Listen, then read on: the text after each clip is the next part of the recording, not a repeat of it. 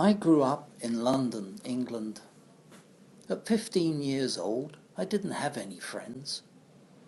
Not friends that I could go places with, I mean. Then I met George. George and I started work on the same day at a grocery store. We went Saturday mornings and bagged people's groceries and loaded them for them. And all the time, George talked about airplanes. He gave me a postcard.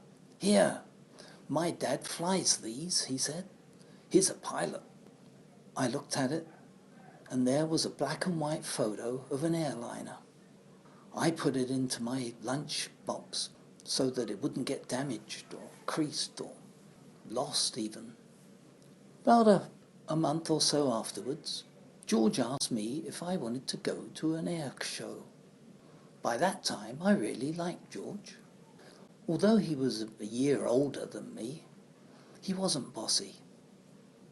He had infected me with his love of airplanes.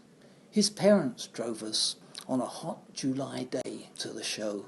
George led me around the airfield. He ran off towards a plane that had British Airways markings on it.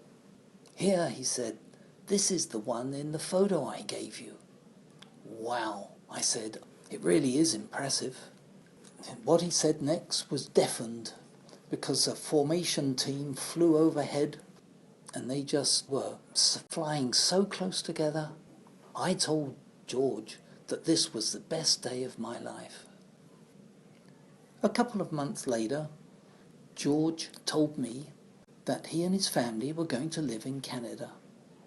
That news hit me hard. "You'll write, won't you?" I said. "Of course I will," he said. I checked the mail regularly, but his letter never did arrive. After school, then university, I too went to Canada to do a master's degree. George's photo stands on a bookshelf in my office, and once a year I try to get to an air show in the summer. I always look for him there.